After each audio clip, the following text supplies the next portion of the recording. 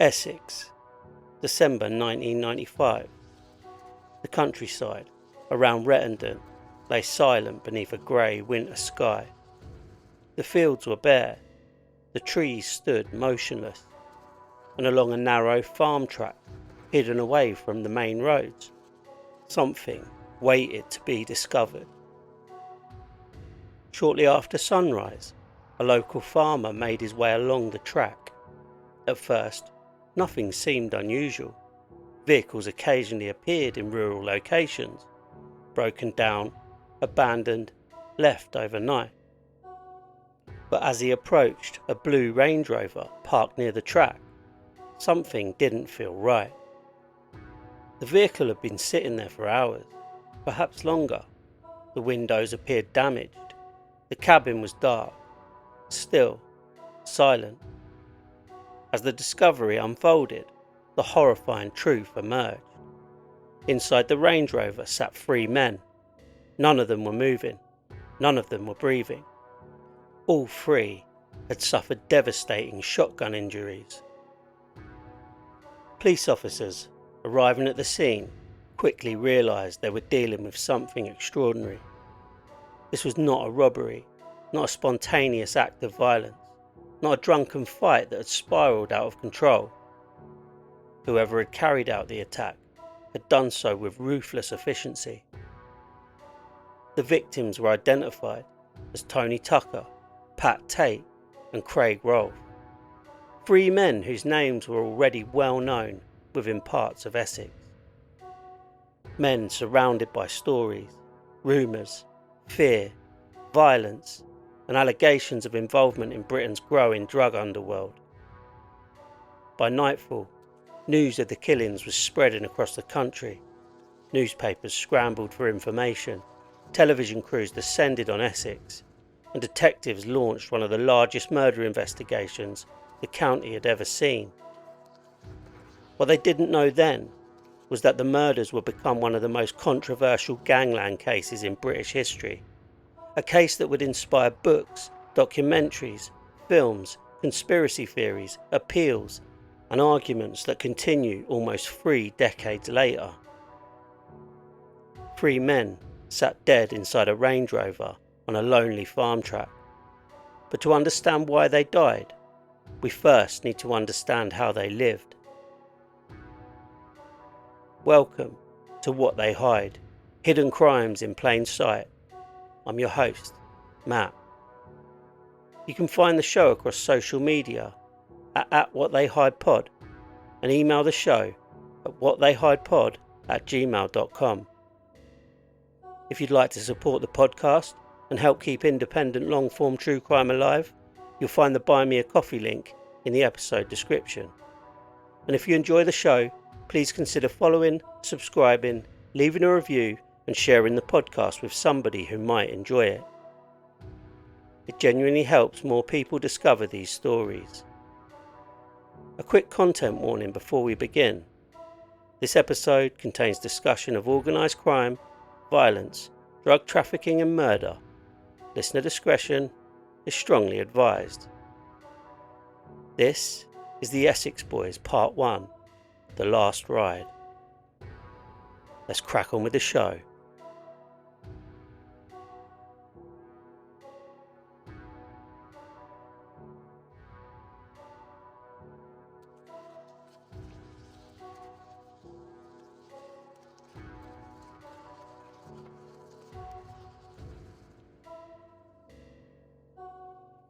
To understand the Essex Boys murders, we need to go back to a very different Britain.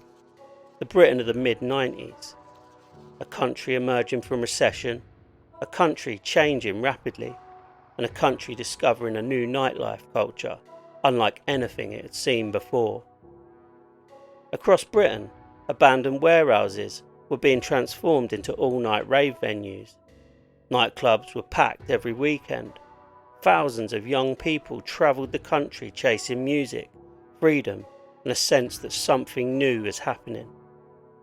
At the centre of much of this culture sat a small white tablet. Ecstasy. The drug became synonymous with the rave movement. For some, it represented excitement, for others, danger. But regardless of opinion, one thing was certain: there was money to be made. Huge amounts of money. Where money flows, organised crime often follows, and Essex was no exception. By the mid-1990s, parts of the county had become associated with fast cars, expensive jewellery, booming nightclubs, and growing criminal networks. Some individuals built legitimate businesses, others operated in the shadows, and many moved somewhere between the two worlds. Nightclub security firms became particularly influential. Officially, they provided protection.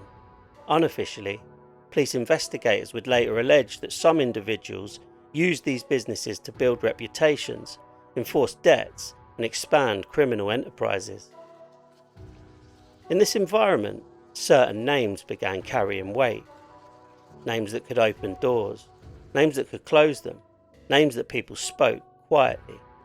One of those names was Tony Tucker. And before his body was found inside a Range Rover on a cold December morning, he'd become one of the most feared men in Essex.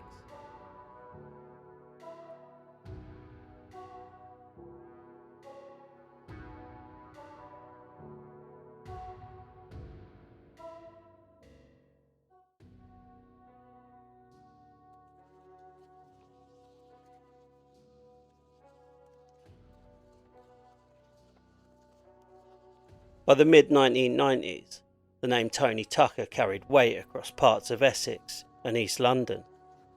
To some, he was a successful businessman. To others, he was a feared enforcer. To police, he was a man who appeared regularly on the edges of investigations into organised crime. And depending on who you spoke to, he was either a loyal friend or a dangerous enemy. But long before newspaper headlines turned him into a gangland figure, Tony Tucker had been simply another working-class boy growing up in post-war Britain. Like many men of his generation, he came of age during a period of enormous social change. Britain in the 60s and 70s was a very different place from the country that would later become obsessed with the Essex boys' story. Opportunities existed, but they often had to be fought for. Reputations mattered, physical strength mattered, and in some circles, the ability to defend yourself could determine your future. Those who knew Tucker in his younger years often described him as confident, determined, ambitious, a man who wanted more from life. He developed an interest in boxing and physical fitness, pursuits that would remain important throughout much of his life. Friends and associates would later describe him as someone who enjoyed projecting strength, someone who wanted to be seen as capable, respected, perhaps even feared. As the years passed, Tucker became involved in the nightclub and security industry. During the 80s and the early 90s, Britain's nightlife economy expanded rapidly. Nightclubs generated huge sums of money. Thousands of customers passed through their doors every weekend, and whenever large crowds gathered, security became a valuable business. The role of a nightclub doorman during that era was very different from what many people imagine today. Some venues employed professional security teams operating within clear legal boundaries. Others developed reputations for attracting harder characters, men whose job descriptions sometimes extended beyond simply checking identification at the door. Across parts of Essex, London and the South East, security firms became influential. Doormen knew club owners, promoters, criminals, police officers, local businessmen. The nightlife world connected people from very different backgrounds, and Tucker appeared increasingly comfortable navigating that environment. One connection that attracted public attention was his association with professional boxing. Tucker reportedly worked in security roles connected to members of the boxing world, including British boxing star Nigel Benn. The association helped strengthen an image that was already developing around him. Strong, successful, connected, a man with access to influential circles. Yet alongside that image came darker allegations. Throughout the early 1990s, police increasingly focused attention on the growing ecstasy trade, sweeping across Britain. The rave boom had created unprecedented demand. Criminal groups recognised the opportunity. Profits were enormous. Risks, at least initially, appeared manageable. As investigators examined drug trafficking networks operating around Essex and London, Tucker's name began appearing more frequently. It's important to be careful here. Not every allegation became a criminal conviction. Not every rumour proved true. And many claims about Tucker emerged years later through books, documentaries, and media coverage. But what is clear is this, that by 1995, police viewed him as someone operating within a criminal environment connected to large-scale drug distribution. Whether that reputation was entirely deserved remains open to debate. The reputation itself can become a powerful force, sometimes more powerful than reality. People believed Tucker was influential. People believed he had access to money. People believed he had access to violence. And in criminal circles, those perceptions mattered. Friends described another side to him, a family man, a father, someone capable of generosity, someone who could be fiercely loyal to people he trusted. These accounts often sit uncomfortably beside the darker stories that emerged after his death. But human beings are rarely simple. The same person can be admired by some and feared by others. By the middle of the decade, Tucker's life appeared successful from the outside. He enjoyed expensive cars, property, business interests, and a lifestyle that suggested significant wealth. But beneath the surface, questions remained. Where exactly was the money coming from? Who were his associates? And how many enemies had he accumulated along the way? The criminal underworld has always operated according to a different set of rules. Partnerships form quickly, trust is fragile, loyalty often lasts only as long as profits continue flowing. The higher somebody climbs, the more visible they become, and visibility brings risk.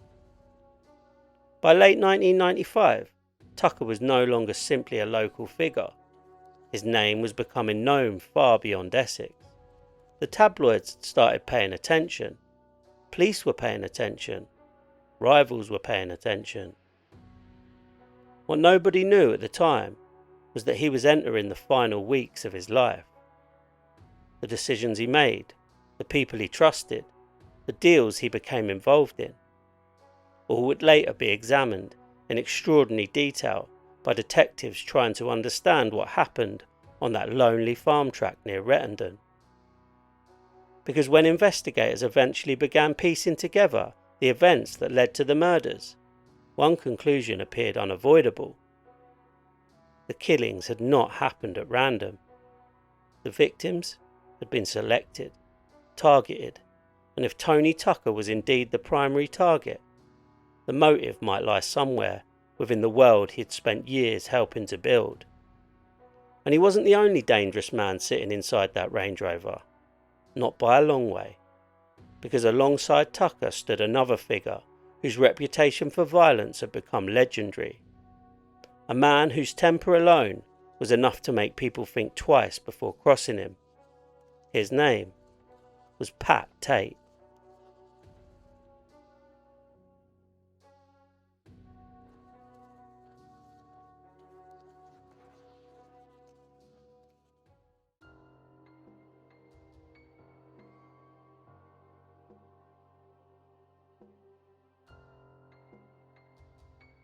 If Tony Tucker was often portrayed as the businessman of the group, Tate was something else entirely.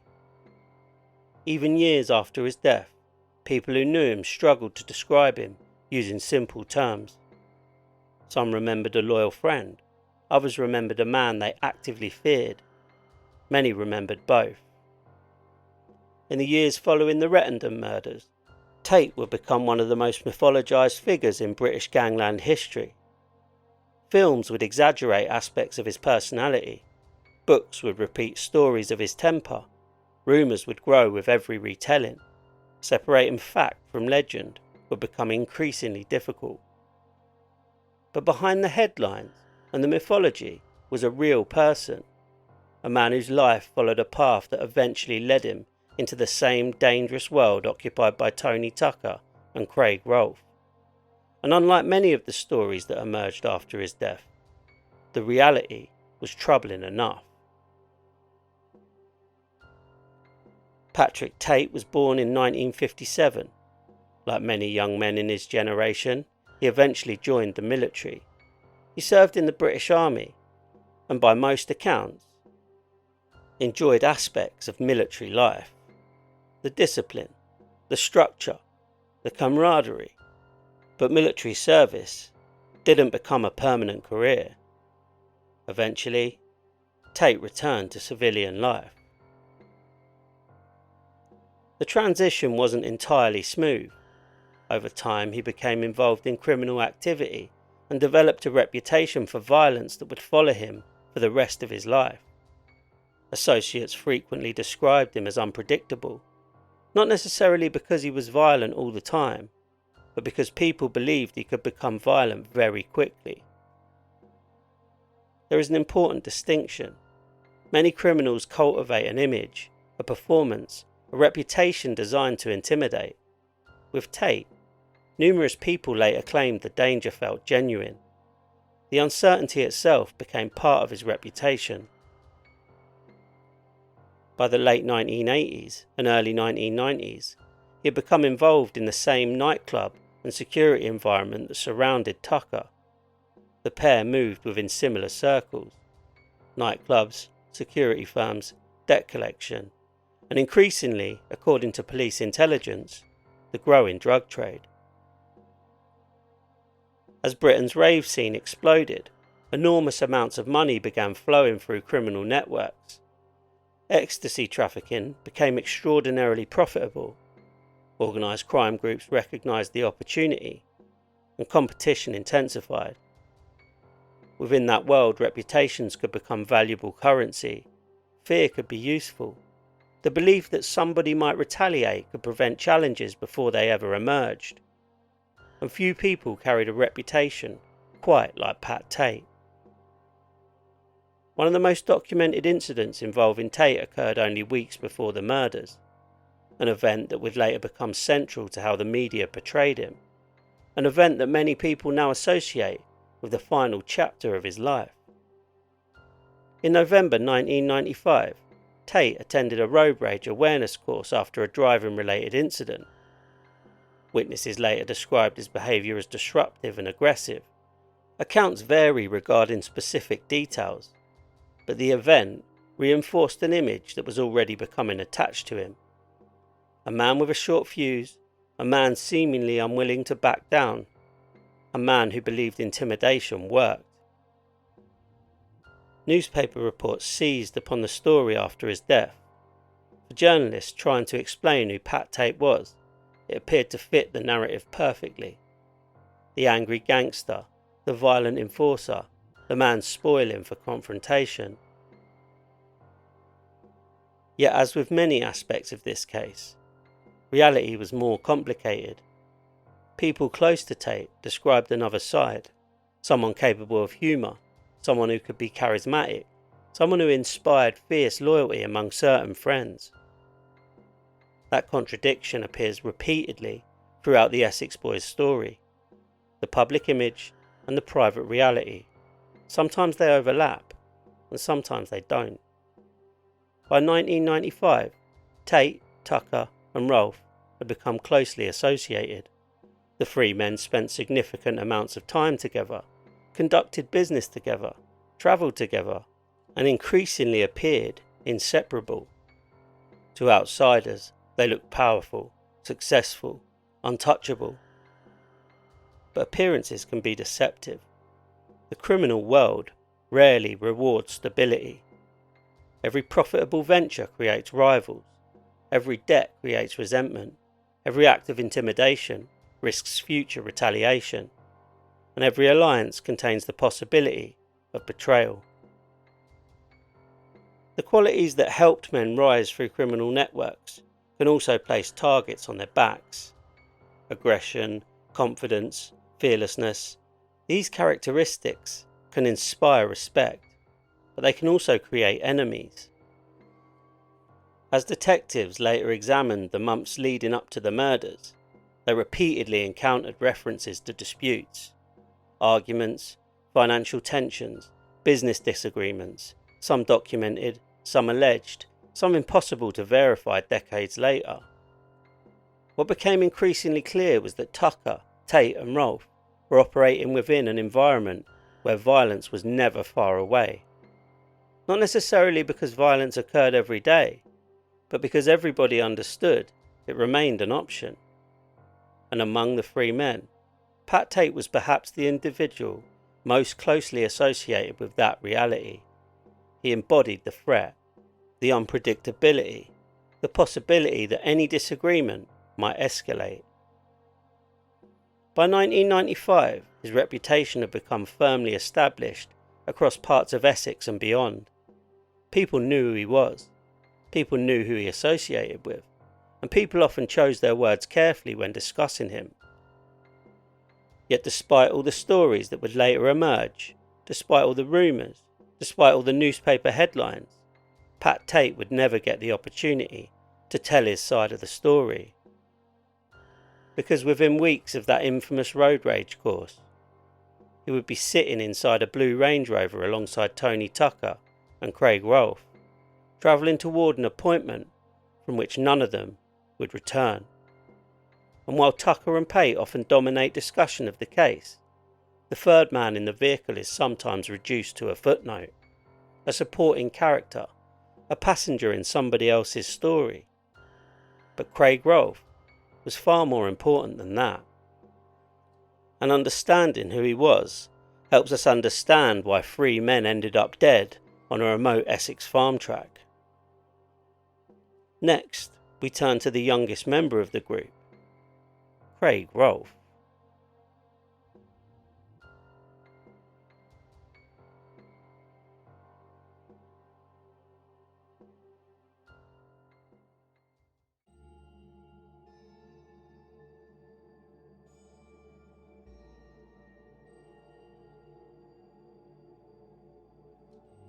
When people talk about the Essex boys' murders, two names usually dominate the conversation: Tony Tucker and Pat Tate. They were the larger-than-life figures, the men whose reputations generated headlines, the men whose personalities seemed almost tailor-made for newspaper stories and television documentaries. But sitting alongside them in the blue Range Rover was a third victim, a man whose role in the story is often overshadowed, a man who, despite being every bit as dead as the others, is sometimes treated as little more than an afterthought. His name was Craig Rolfe. If Tucker represented ambition and Tate represented volatility, Rolfe occupied a different position within the group. He was younger than the other two men, less well known, less feared, less famous, yet he was deeply connected to both. And that connection would ultimately place him in the wrong vehicle, at the wrong time, on the wrong night. Much of what is publicly known about Craig Rolfe comes through his association with Tucker and Tate. That in itself tells us something important. Unlike some criminals who actively seek notoriety, Rolfe remained a comparatively private figure. His name rarely generated headlines before his death. Journalists were not writing profiles about him. Television crews were not interested in him. The spotlight largely fell elsewhere. Yet those who knew the group understood that Rolfe was part of their world. The same world of security firms, nightclubs, business deals, and associations that often blurred the line between legitimate enterprise and criminal activity. By the mid-1990s, Tucker, Tate and Rolfe were spending significant amounts of time together. To outsiders, they appeared to operate almost as a unit. Where one went, the others were often nearby. where one became involved in a venture, the others frequently appeared connected.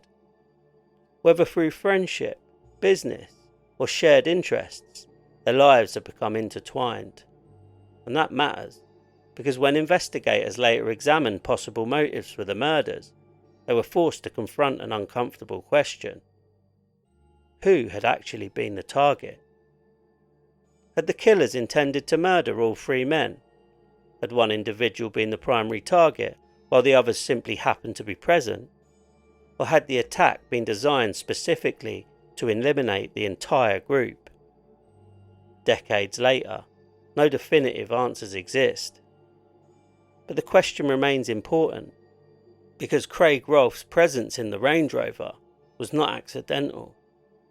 He was there because he belonged within that circle, and somebody wanted that circle destroyed.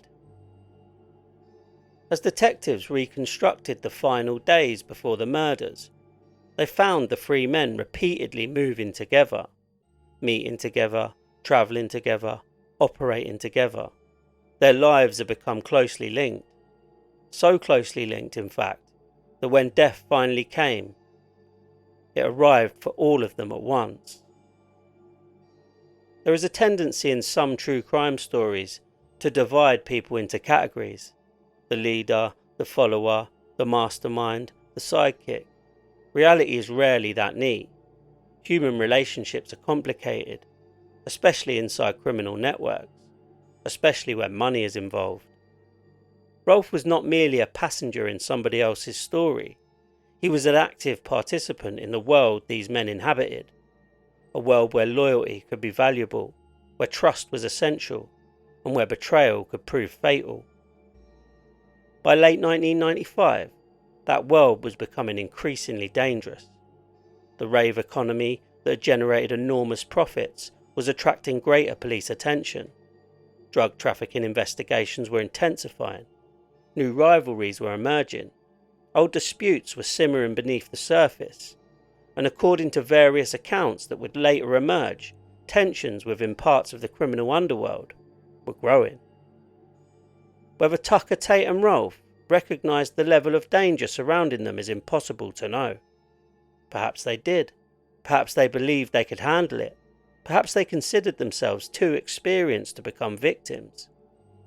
This is a common theme that appears throughout organised crime history. Men who survive violence often begin believing they are immune to it. Not because they are foolish, but because familiarity creates confidence. Every previous close call becomes evidence that the next one can also be survived. Yet violence has a habit of arriving without warning, and when it does, experience often offers little protection. As autumn turned toward winter in 1995, the lives of Tucker, Tate and Rolfe continued much as before. Business, meetings, travel, socialising, the routines that had become normal. Nothing outwardly suggested that the story was approaching its conclusion. No public signs, no dramatic warnings, no obvious indication that one of Britain's most notorious gangland murders was only weeks away. But beneath the surface, investigators would later identify a growing number of tensions, claims of disputes, allegations involving drugs, stories of lost money, stories of damaged relationships, stories of people becoming increasingly unhappy with one another. Some of these claims could be supported, others remained disputed, and many became tangled with rumour over the years. But one thing is beyond doubt: the environment surrounding the three men had become increasingly volatile. And volatile environments have a tendency to explode. By the time December 1995 arrived, the stage was set. The players were in position. The rivalries, the allegations, the suspicions, the ambitions, the money, the fear, all were already present. The murders themselves would come later, but the foundations had been laid long before anyone pulled a trigger. To understand what happened next, we need to step back and look at the wider world these men inhabited. Not just the individuals, but the ecosystem around them, the clubs, the drugs, the security firms, the criminal networks, and the culture that helped create the Essex Boys phenomenon. Because by the mid-1990s, Essex was becoming known for something far darker than nightlife. Behind the music, the money and the glamour, a dangerous underworld was taking shape. And it was within that underworld that the road to Rettendon truly began.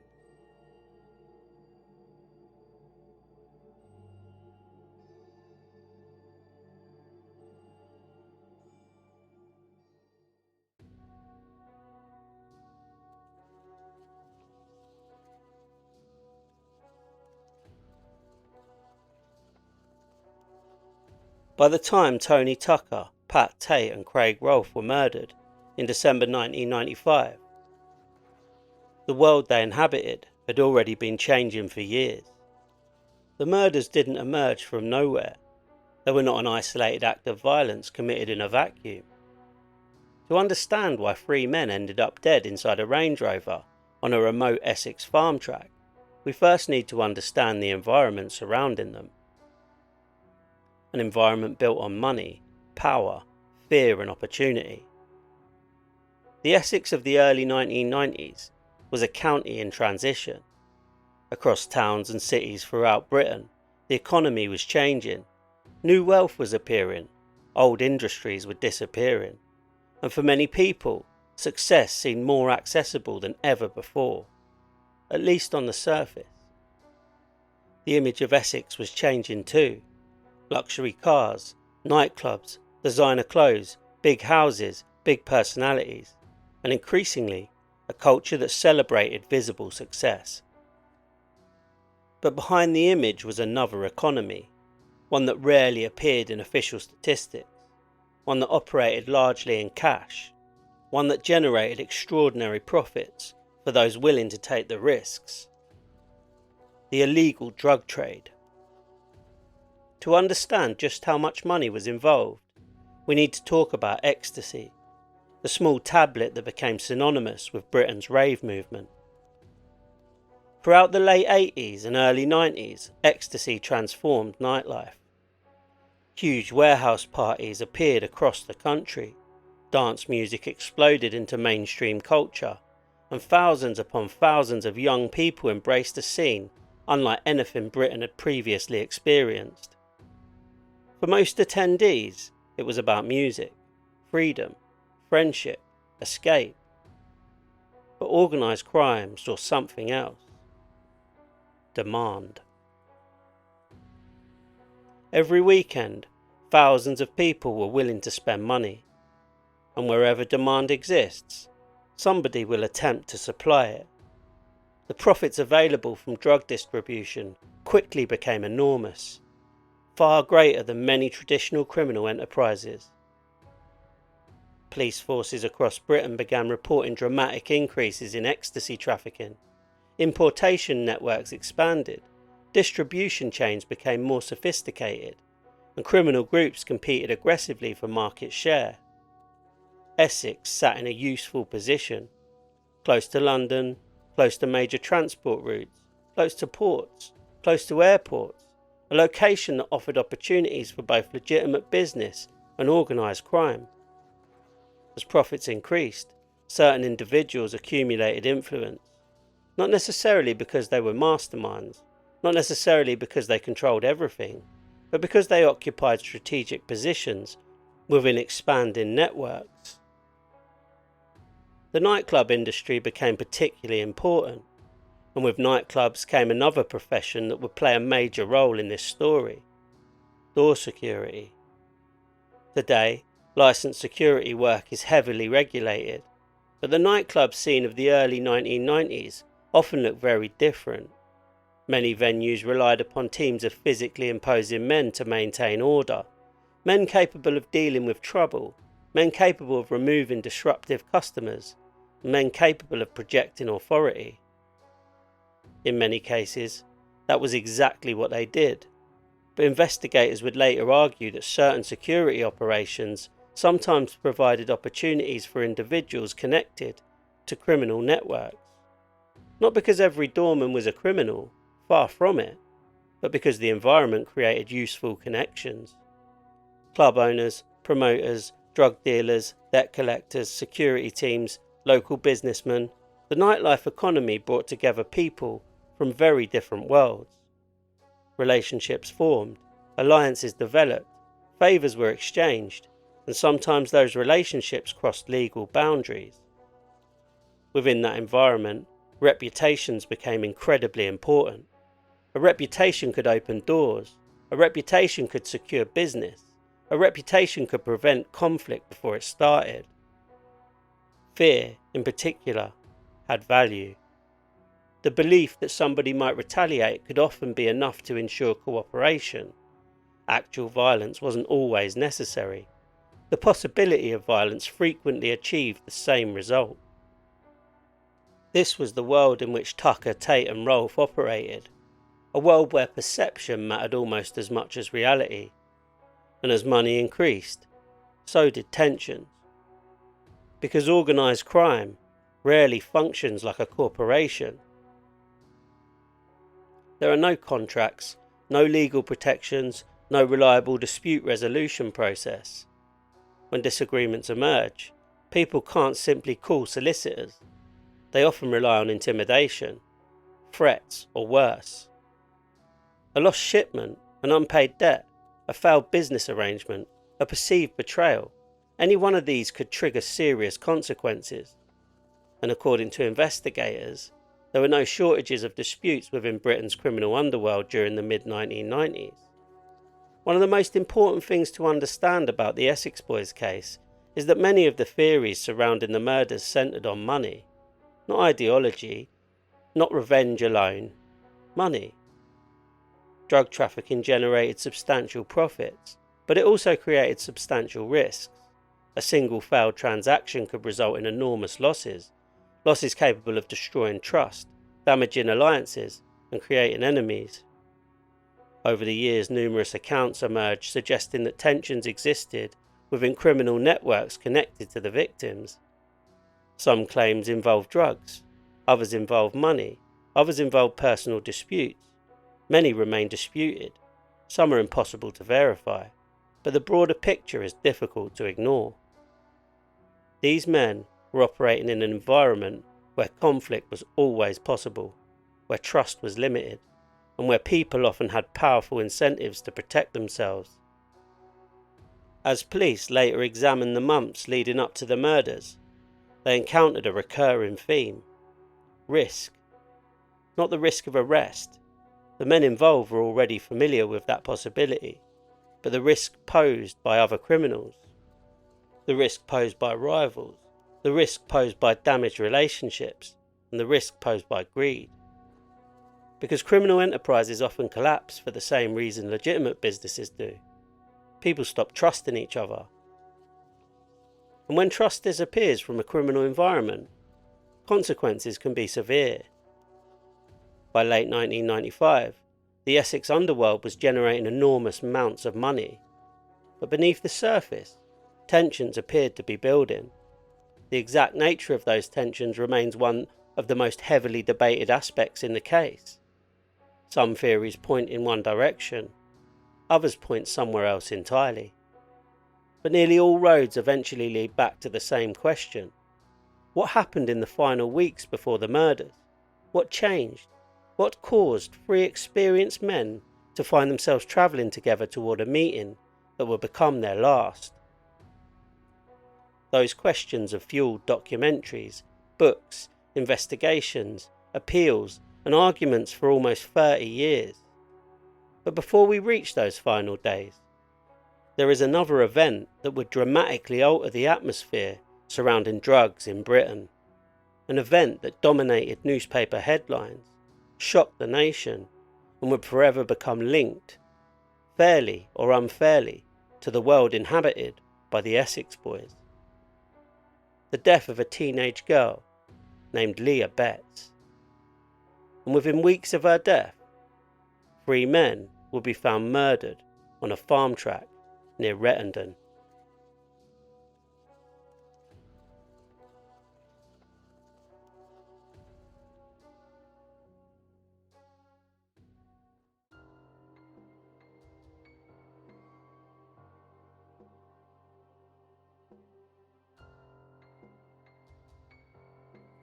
On the 16th of November 1995, a teenage girl celebrated her 18th birthday.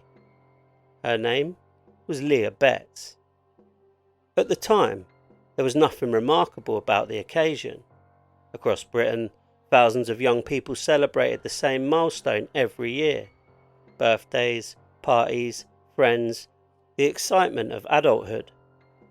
But within days, Leah Betts would become one of the most recognisable faces in the country, and her death would spark a national conversation about drugs unlike anything Britain had experienced before. The story began at a birthday party in Essex.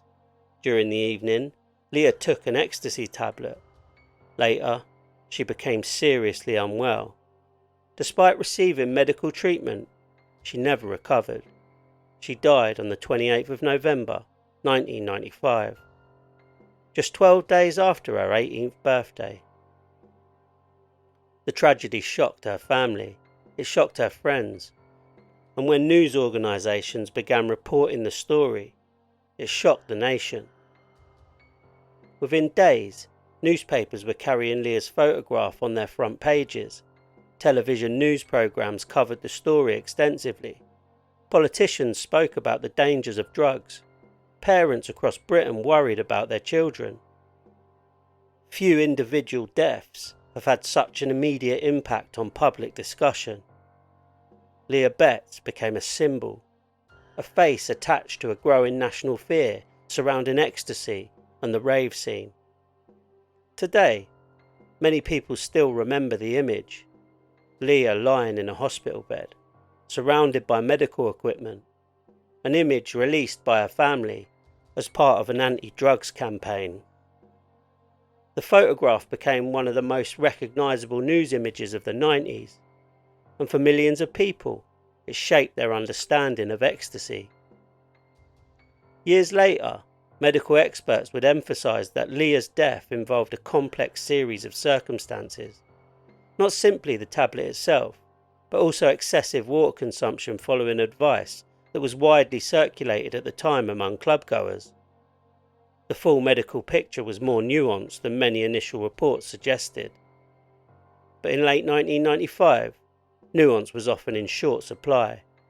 Britain wanted answers, newspapers wanted explanations, and attention quickly turned toward the people believed to be profiting from the ecstasy trade. Police forces intensified investigations, drug squads came under pressure to deliver results, public concern grew, and suddenly, individuals already known to law enforcement found themselves attracting even greater scrutiny. This is where the Leah Betts story becomes relevant to the Essex boys case. Not because Leah knew Tony Tucker, not because she knew Pat Tate, not because she knew Craig Rolfe. There is no evidence she had any personal connection to them. The connection emerged through media reporting and police interest in the wider ecstasy distribution network operating in Essex during that period.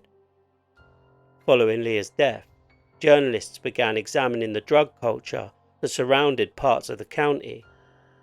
Questions were asked about who was importing ecstasy, who was distributing it, who was making money from it, and who controlled the networks behind it. As a result, names already familiar to police started appearing more frequently in newspaper reports and public discussion. Among those names was Tony Tucker. It's important to be precise here. Various reports linked Tucker to the wider ecstasy trade. Some articles went further than others, but many of the claims made during this period were allegations rather than proven facts. And over time, the line between established evidence and tabloid speculation often became blurred. What is beyond dispute is that the deaths of Leah Betts and the Essex boys occurred within a matter of weeks of one another. Leah died on the 28th of November 1995.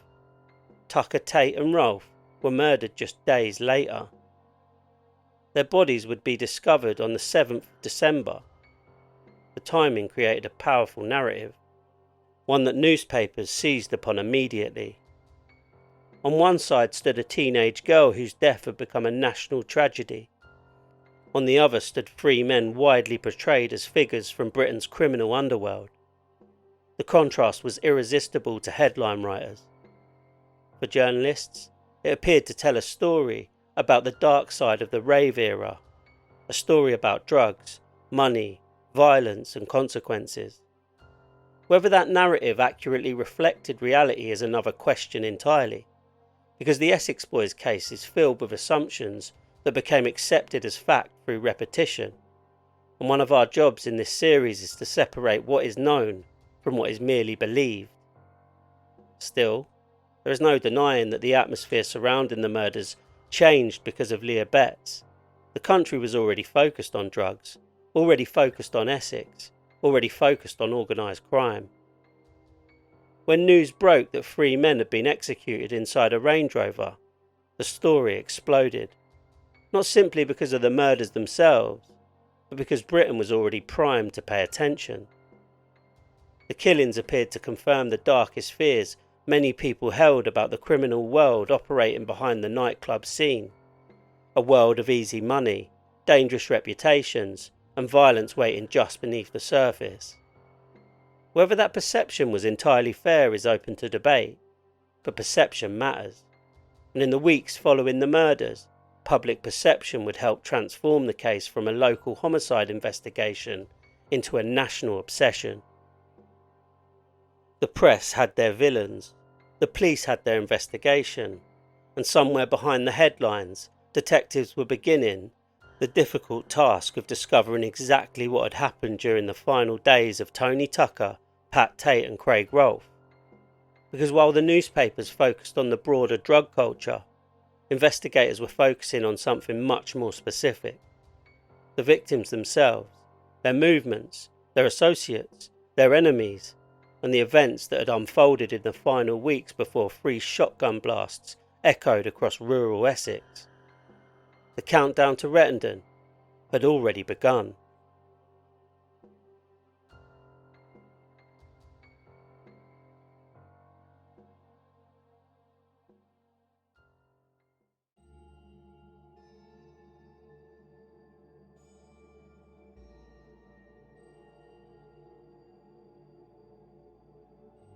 By the beginning of December 1995, Tony Tucker, Tate and Craig Rolfe were still moving through the same world they had occupied for years.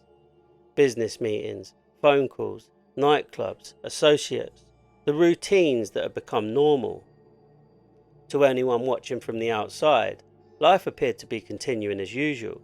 There were no public warnings, no obvious signs that one of Britain's most notorious gangland murders was only days away. Yet when detectives later began reconstructing the victims' final weeks, they found themselves examining a landscape filled with rumours, allegations, and disputed accounts. Some would become central to the prosecution case, others would fuel theories for decades. As with much of the Essex boys' story, separating fact from speculation requires care. The further investigators moved from documented events and into the criminal underworld, the murkier the picture became. What is clear is that by late 1995, Tucker, Tate and Rolfe were operating within an environment where substantial amounts of money were involved, and their disputes could have serious consequences. One theory that would later emerge during the investigation centred on a cannabis importation operation. According to the prosecution's case, a shipment had been lost, creating financial tensions and resentment. The theory would become an important part of the explanation offered for the murders.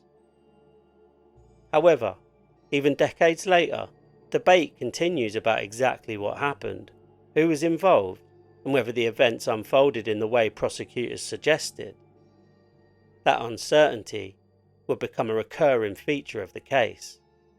While investigators explored those issues, another event was attracting attention for a very different reason. An incident involving Tate.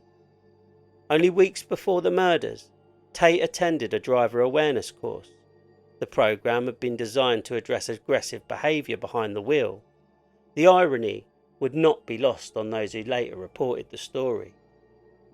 Accounts from the course described Tate as disruptive and confrontational.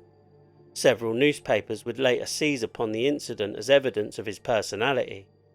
The image of the volatile gangster, the man with the short fuse, the individual seemingly incapable of controlling his temper.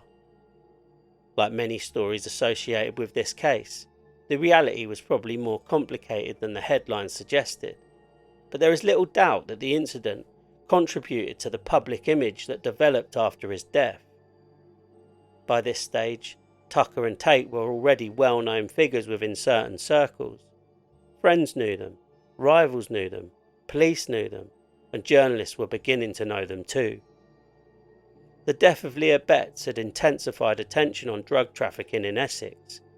The media spotlight was growing brighter, and increased attention often creates additional pressure.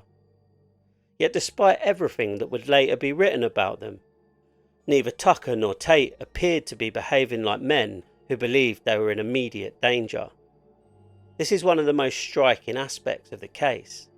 If they suspected a deadly threat existed, there is little public evidence that they altered their routines dramatically. They continued meeting people, continued travelling, continued conducting business. Perhaps they felt secure, perhaps they trusted the people around them, or perhaps they simply believed that whatever disputes existed could be managed. It's impossible to know. One thing detectives would later examine closely was the victims' movements during the days immediately before the murders. Phone records, witness statements, meetings, conversations, vehicle movements, anything capable of helping investigators establish a timeline. As information emerged, a picture slowly began to form. Not a complete picture, not a perfect picture, but enough to identify certain patterns. The three men remained closely associated. They were spending time together, travelling together, making plans together. Whatever was happening around them, they appeared united, at least on the surface. And then came the evening of the 6th of December 1995, the final evening of their lives. Across Essex, people were finishing work, returning home, meeting friends, preparing for another ordinary winter night. For Tucker, Tate and Rolfe, however, events were already moving toward a very different conclusion.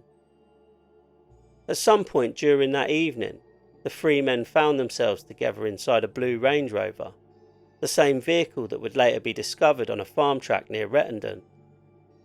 Exactly what they believed they were doing remains one of the most important questions in the entire case. Were they travelling to meet somebody? Were they conducting business? Were they expecting money, drugs, information, a social meeting? Investigators would spend years attempting to answer those questions, and even today, complete certainty remains elusive. What seems likely is that the victims didn't expect what was coming. There's no evidence of a prolonged struggle, no indication that they arrived anticipating an execution, no suggestion that they believed the journey would be their last.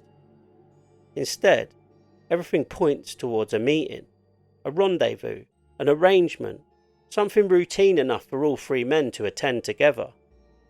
That detail matters, because experienced criminals are often cautious. They understand risk, they understand deception, they understand betrayal. For all three men to end up in the same vehicle at the same time suggests a level of confidence, a level of trust, or at very least a belief that whatever awaited them was manageable. As midnight approached, the winter darkness settled across rural Essex. Roads emptied, farm tracks became deserted, the countryside fell silent. Somewhere within that darkness, events were unfolding that would soon trigger one of the largest murder investigations in Essex history. The exact sequence remains disputed. The motive remains debated. The identities of those responsible remain controversial. But one fact is beyond dispute. Before the next sunrise, Tony Tucker, Pat Tate and Craig Rolfe would all be dead. And their bodies would be sitting inside a Range Rover waiting to be discovered. the final journey had begun. What happened next would transform a criminal investigation into a British true crime legend.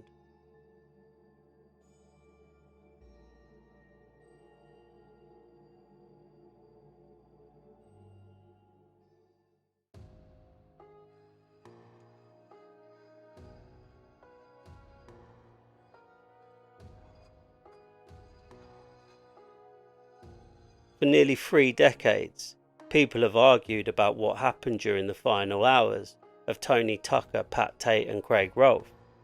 Books have been written, documentaries have been produced, investigators have revisited the evidence, campaigners have challenged the official account, and yet despite all the attention, many questions remain unanswered. What follows is a reconstruction based upon the established facts, witness evidence presented during the investigation, and the conclusions reached by detectives at the time.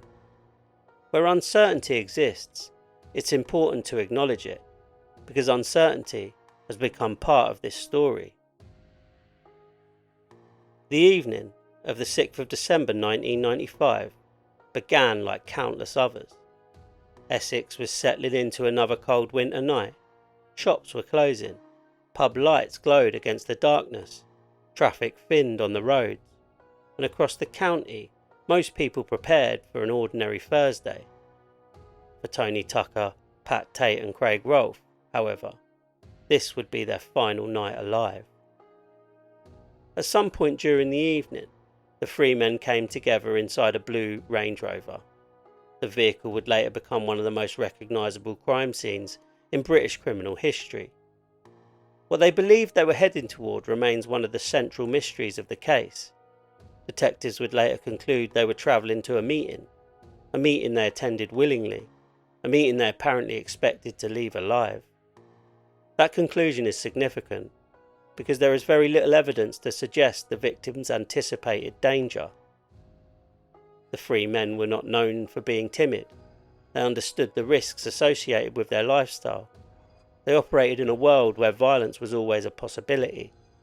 Yet nothing about their actions that night suggests they believed they were driving into an ambush. Somewhere along the way, the Range Rover reached an isolated area near Rettendon, a rural location surrounded by fields and farmland, quiet, dark, and largely hidden from public view. It was the sort of place where few people would pass during the early hours of the morning. The sort of place where a meeting could occur without attracting attention. Exactly who was present remains one of the enduring questions. Prosecution would later argue that the victims had been lured there. Others have challenged aspects of that interpretation. But whatever happened, the outcome was devastating.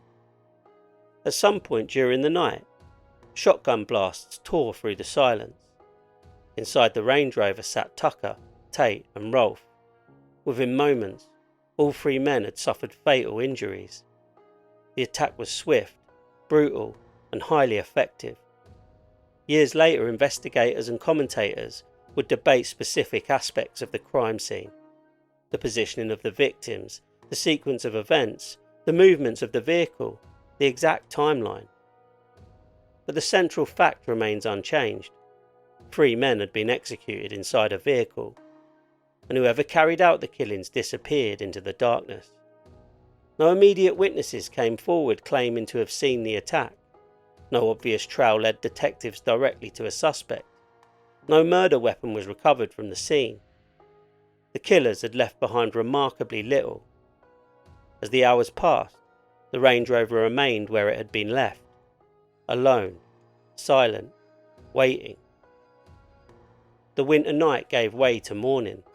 The countryside slowly emerged from the darkness, and on the 7th of December, the vehicle was discovered. When police arrived, they were immediately confronted with the scale of what had happened. This was not a routine homicide. This was not a drunken altercation. This was not a spontaneous act of violence. Everything about the scene suggested planning, purpose, control. The victims were quickly identified, and with those identities came immediate complications. detectives knew they were dealing with men connected to a criminal environment, men who possessed numerous associates, numerous rivals, and potentially numerous enemies. That reality dramatically expanded the scope of the investigation, because every dispute, every debt, every allegation, every damaged relationship now had to be examined. The list of possible motives seemed almost endless. As news spread, journalists descended upon Essex, television crews arrived, newspapers rushed to gather information, and before long the murders had become national news. Part of the fascination came from the victims themselves. These were not anonymous individuals. They already carried reputations. People recognised the names. People had heard the stories, and now all three were dead. The timing also amplified public interest. Britain was still discussing the death of Leah Betts, still debating drugs, still focused on the rave culture that had dominated headlines. Against that backdrop, the murders appeared to many as evidence of a hidden criminal world operating beneath the surface of modern Britain. For Essex police, however, public fascination offered little comfort, because despite the media attention, detectives faced an extraordinarily difficult challenge. They had 3 victims, a rural crime scene, very limited forensic opportunities, and no obvious murder weapon, and no immediate suspects standing out from the crowd. The investigation would eventually become known as Operation Sentry, one of the largest murder inquiries ever undertaken by Essex police. Officers began the painstaking process of tracing movements, examining phone records, interviewing witnesses, mapping relationships, and attempting to reconstruct the final hours of the victims' lives. The task was enormous, because every answer seemed to generate new questions. Who arranged the meeting? Who attended it? Who pulled the trigger? Why were all 3 men killed? And perhaps most importantly, who stood to gain from their deaths? The answers would not come quickly, and when they did begin to emerge, they would spark controversies that continue to this day. Because solving a murder and proving a murder are not always the same thing. In the months ahead, detectives would receive information that appeared to offer a breakthrough. Information from a man who claimed to know exactly what had happened. A man whose testimony would ultimately help secure convictions. But that same testimony would later become one of the most fiercely disputed aspects of the entire case. The investigation was only beginning. The debates were decades away. For now, 3 men were dead. Their families were grieving. The public was demanding answers. And Essex police had a mystery on their hands. A mystery that would eventually divide detectives, journalists, lawyers, campaigners, and true crime enthusiasts across Britain. The bodies had been found, the crime scene had been secured, and Operation Sentry was underway. But the road to justice would prove every bit as complicated as the road that led to Rettendon.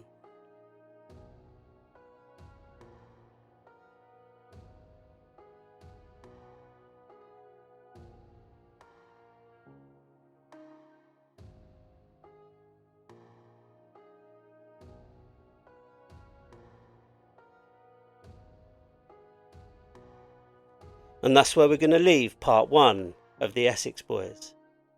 Tonight we've followed the rise of Tony Tucker, Tate and Craig Rolfe.